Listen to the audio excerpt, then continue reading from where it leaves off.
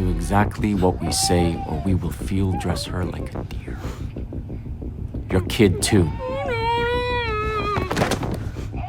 You're coming with us. No matter what happens, you get yourself to Times Square.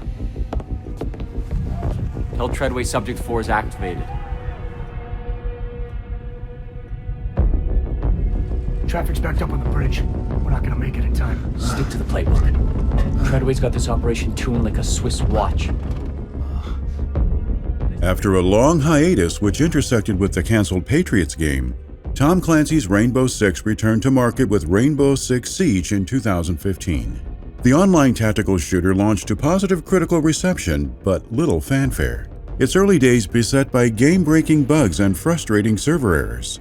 Ubisoft Montréal navigated the maelstrom of issues over time, elevating the title to a standard of quality where it could competently dominate in the oversaturated games-as-a-service space. With Siege's PvP multiplayer on lock, Ubisoft tried its hand at PvE by building upon the alien-infested Outbreak mode that debuted in Siege. The publisher originally subtitled the endeavor Quarantine, then rebranded as Extraction because of the coronavirus pandemic. Regardless of its naming conventions, many would argue the PvE experience hardly stood a chance. Not unlike its predecessor, Extraction hit retailers and digital storefronts with little in the way of anticipation. Ubisoft Montreal's newest Rainbow Six entry missed the mark critically, however. Its at-best average review scores painting the picture of a spin-off that couldn't live up to that which came before. It was a technically sound shooter, sure, but very little of what made Siege successful reflected in Extraction. Worse still, Extraction arrived amid a crisis of identity for Tom Clancy's gaming franchises. Longtime players were begging for back-to-basics tactical shooters and stealth games, while the French publisher supplied bombastic, over-the-top experiences that ignored the grounded qualities so beloved in the likes of Rainbow Six, Ghost Recon, and Splinter Cell. In terms of optics, then, an alien invasion-centric co-op shooter couldn't have launched at a worse time for Ubisoft's Tom Clancy IP. This is the tragedy of Rainbow Six Extraction.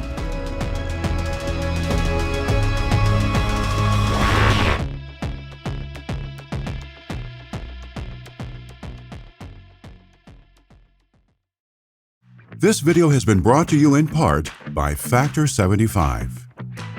Throw those unhealthy takeouts and cheap TV dinners out the window to make room for Factor. Factor offers chef-prepared meals that are ready to heat and eat in minutes, even faster than fast food, and way more varied too.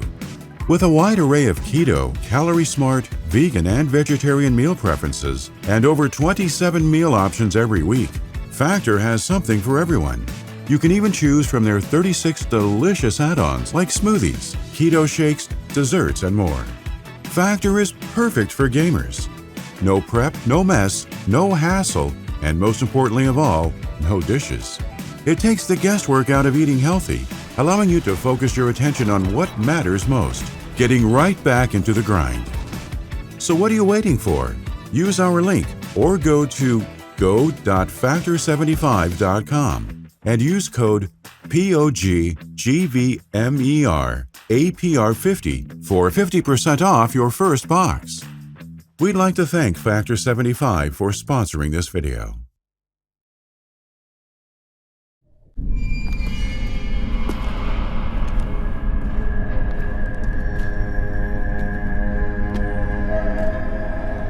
Deep within the fabric of Rainbow Six Extraction sits the shell of something far removed from first-person shootouts against strange alien species.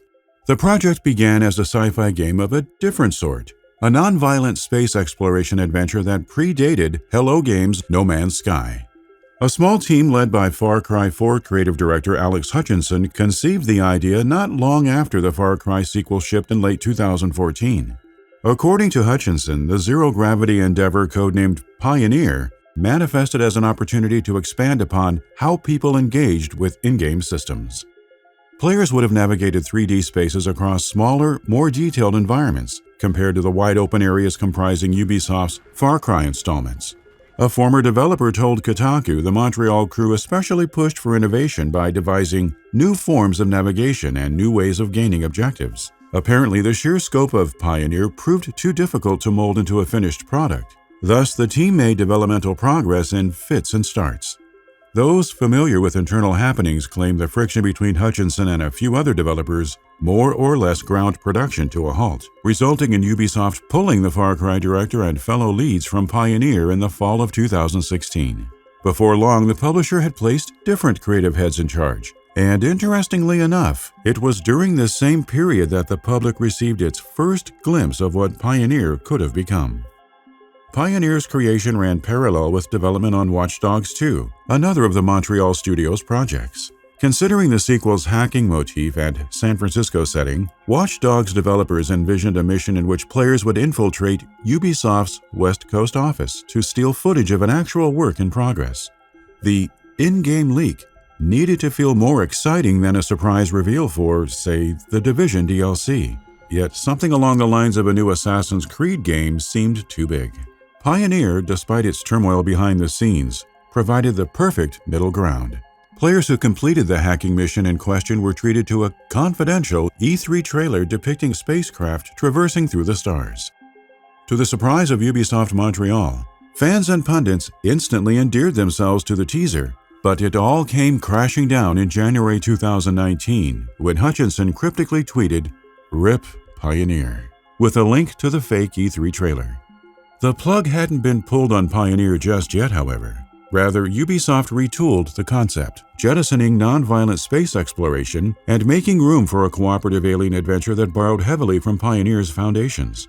That's not all it borrowed either. In addition, the publisher insisted on the use of Rainbow Six's version of the proprietary Anvil engine. Sources who spoke to Kotaku divulged that a Rainbow Six game featuring zombie creatures and aliens had previously landed on the cutting room floor, meaning this particular branch of Ubisoft's Anvil technology was no stranger to science fiction. Still, many were surprised when the rebooted Pioneer build entered the spotlight during E3 2019 as Rainbow Six Quarantine, a Tom Clancy shooter with strange visitors from another planet driving the story. There he is! We found him! Take him! I'll cover you! He's going into stasis! Contact! Head to the extraction point!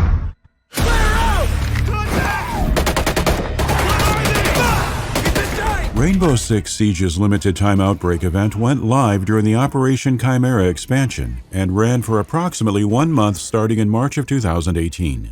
As opposed to the shooter's grounded player-versus-player offering, Outbreak introduced player-versus-environment gameplay that pit users against powerful hostiles infected by an alien organism, the Chimera parasite. The concept behind this one-time cooperative mode reared its head again during E3 2019, wherein Ubisoft announced Rainbow Six Quarantine as a PvE spin-off featuring 3-player co-op. Notably, the Montreal-based outfit had assembled a new team for the spin-off, allowing developers to fully support a PvE Rainbow Six game with its own dedicated resources. The brief E3 presentation teased a challenging experience designed to test every squad's tactical and survival skills versus an unknown and devastating parasite. Reactions among Rainbow Six diehards were predominantly mixed, with responses on social media posts and YouTube videos split between those interested in learning more and players who would have preferred an announcement of new content and fixes for Siege. Either way, Ubisoft had the co-op shooter penciled in for an early 2020 launch window on PC, PS4, and Xbox One. But fans wouldn't get to stew on the news for very long before the publisher instituted drastic changes to its future release schedule. 4 months after the E3 reveal, Quarantine, along with Watch Dogs Legion, and the game later known as Immortals Phoenix Rising, got pushed into Ubisoft's subsequent fiscal year, which began in April 2020 and ended in March 2021. CEO Yves Guillemot explained in an October 2019 earnings call the need to give developers extra time so as to ensure their respective innovations could be perfectly implemented. That Tom Clancy's The Division 2 and Ghost Recon Breakpoint had both underperformed critically and commercially likely proved motivating factors behind the delays as well. The Quarantine team in Montreal kept their heads down for the next year. Another update about the PvE shooter didn't surface until Ubisoft's October 2020 financial report, which detailed postponed releases for Far Cry 6 and Quarantine. The company once more moved both titles to the following fiscal year, hoping to leverage their full potential in the context of production challenges caused by COVID-19. By early 2021, Guillemot had confirmed the global pandemic would also affect the branding of the Rainbow Six game. Unreleased assets uploaded through PlayStation Network's back-end suggested a title change to Rainbow Six Parasite not too long thereafter. Ubisoft responded by issuing a statement to PC Games N, insisting the Parasite moniker merely constituted a placeholder for purposes of internal testing. The true nature of the co-op title would emerge just in time for E3 2021. Making sure no one gets left behind. It will be up to you and your squad to decide when to push forward or when to extract. As you will soon discover, extraction is truly the name of the game.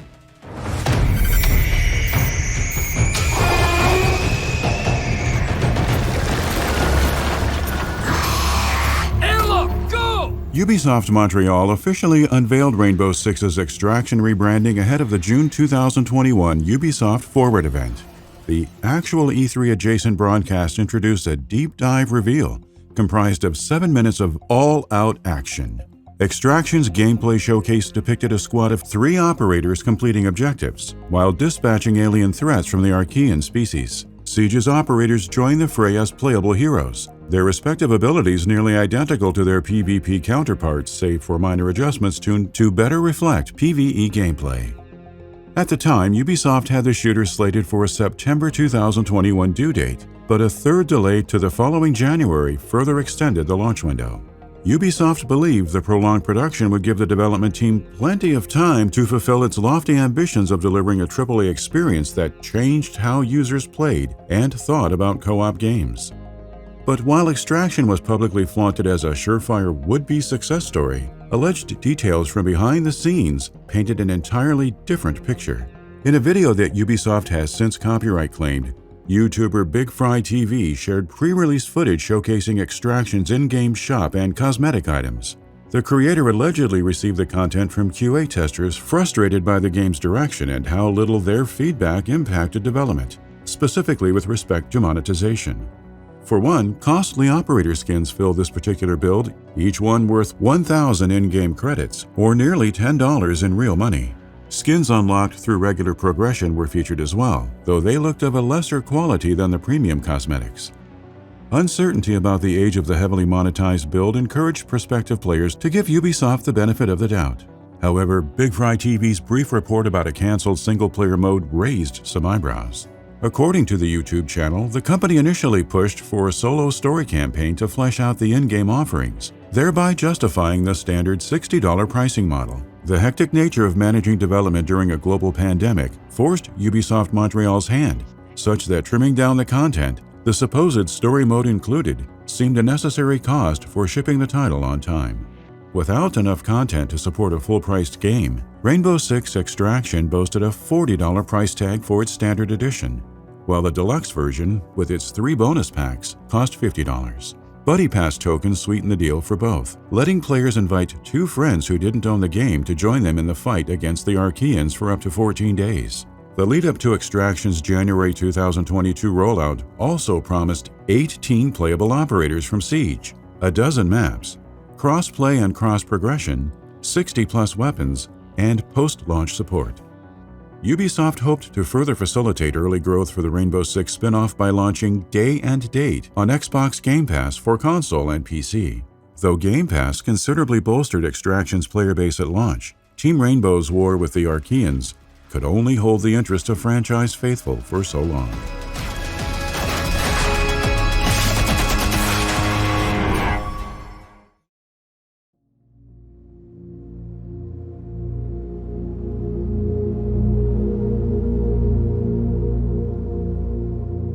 Middling review scores accompanied the Extraction release, with critics and players lamenting how Ubisoft Montreal squandered innovative ideas in a Rainbow Six game that had lost sight of the beloved property's identity. In addition, many felt the uninspired map designs were ill-equipped to support Siege-like gameplay.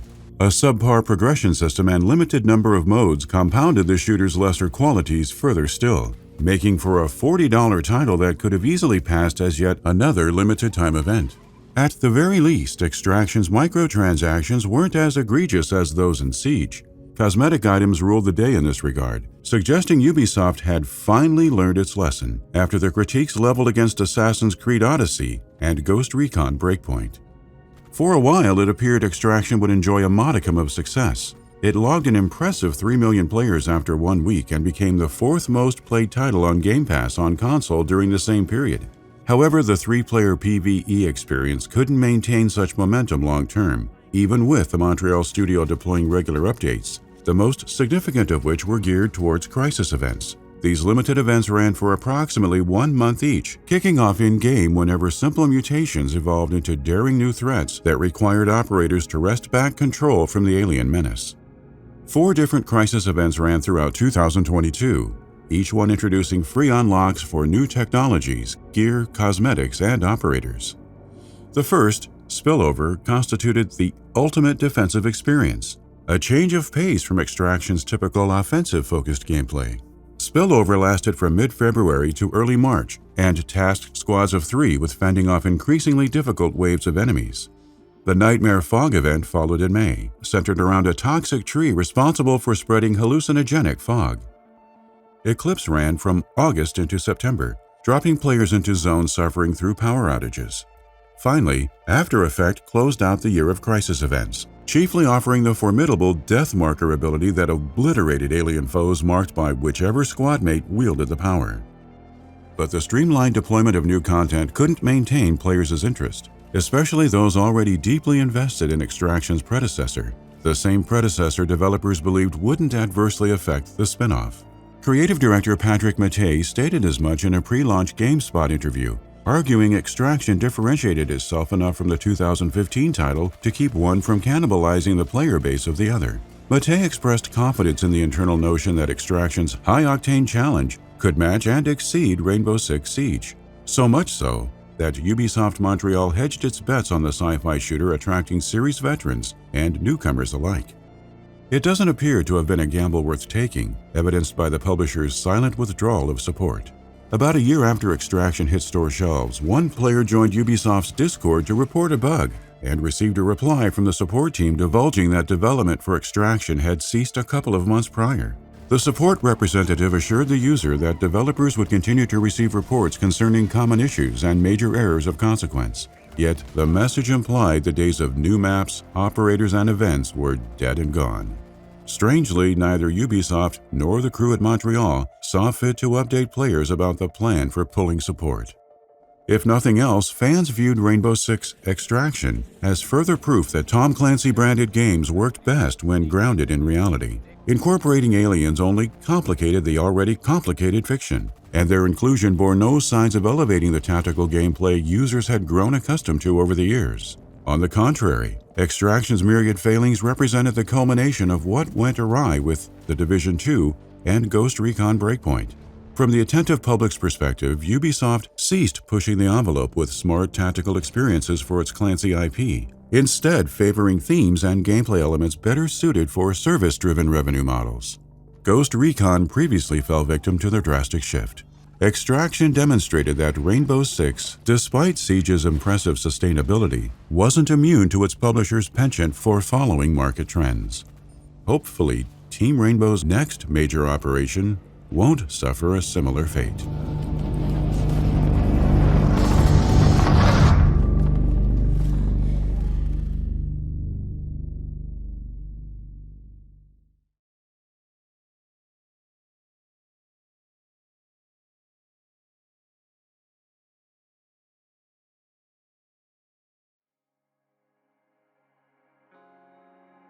Thank you for watching.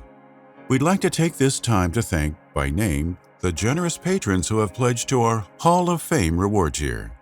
Alex Moretti, and those currently subscribed to our producer reward tier. Brock Piviroto, Darirap Sigurdsson, GetWrecked.com, Jonathan, Kira May, Landy K. Hayes, Mario Herrera, Milkshake. If you enjoy our content, please consider subscribing to our channel and backing us on Patreon.